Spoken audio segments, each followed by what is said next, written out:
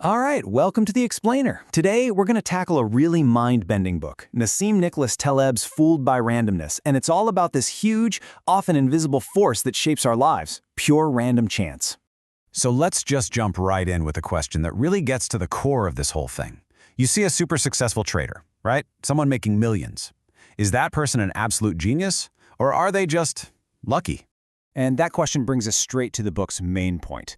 Taleb argues that we, you, me, all of us, are basically hardwired to mistake luck for skill. We see patterns where there's just noise, and we get it wrong all the time, which, as you can imagine, has some pretty massive consequences for, well, everything. I mean, look at this quote. Much of what we attribute to skill is actually the product of chance. That hits hard, right?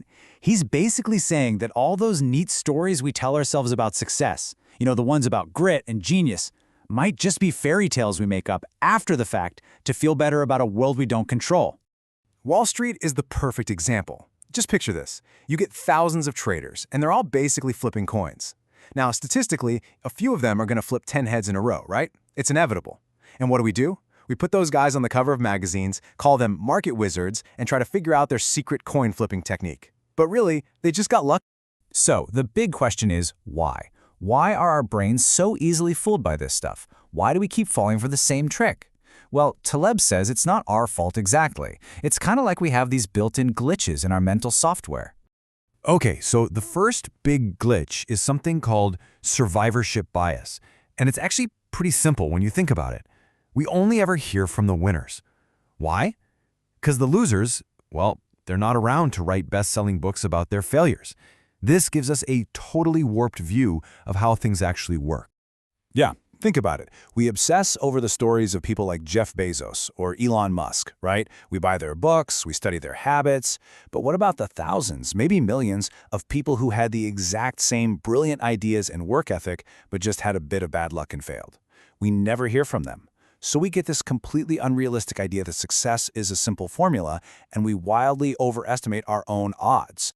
All right, glitch number 2 is what Taleb calls the narrative fallacy. Our brains are basically story addicts. They absolutely hate chaos and randomness. So to cope, they create these neat, tidy stories with a clear beginning, middle, and end, even when reality is just a messy jumble of random events.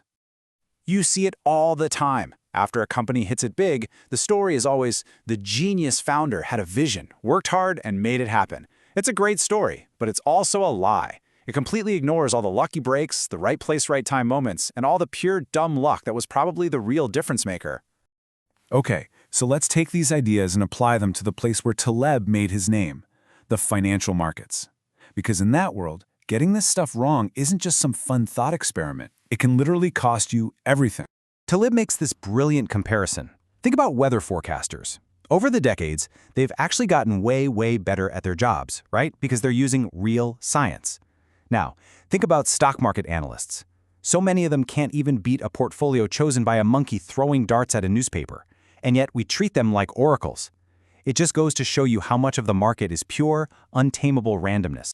So, I know what you're thinking. This is kind of depressing, right? Are we all just floating around on an ocean of random chance? Well, not exactly. The good news is, Taleb doesn't just leave us there. He actually gives us a toolkit for how to deal with this reality. And here's the solution. It's not about getting a better crystal ball or trying to predict the future. That's a fool's game. Instead, it's about a complete shift in how we think. It's about learning to be comfortable with uncertainty, maybe even learning to love it a little. So what does that actually mean for you and me? Well, here's the game plan. First, stop thinking in yes or no. Start thinking in maybes, in probabilities. Second, you've got to be your own worst critic. Always ask, what's the worst that could happen here? Third, and this is a big one, get comfortable saying, I don't know. That's intellectual humility. And finally, and this might be the most important part, judge your decisions based on the quality of your thinking when you made them, not on the outcome. You can make a brilliant decision and still get a bad result because of bad luck, and that's okay. Okay, let's wrap this up. What's the bottom line? Why should you care about all this randomness stuff? How does it actually help you in your day-to-day life? Honestly, understanding this stuff just makes you a better, wiser person. It gives you humility when you win, because you know you got a little lucky. It gives you resilience when you lose, because you know it wasn't all your fault. And maybe best of all, it makes you a little kinder when you look at other people because you realize you have no idea how much luck, good or bad, shaped their story. And that's our look at Fooled by Randomness. So I'll leave you with the same challenge the book leaves us with. Take a hard look at your own life, your successes, the things you're most proud of. What's one thing you've always chalked up to your own skill that might have had a little more luck involved than you'd like to admit? It's a tough question, but a really important one. Thanks for joining me.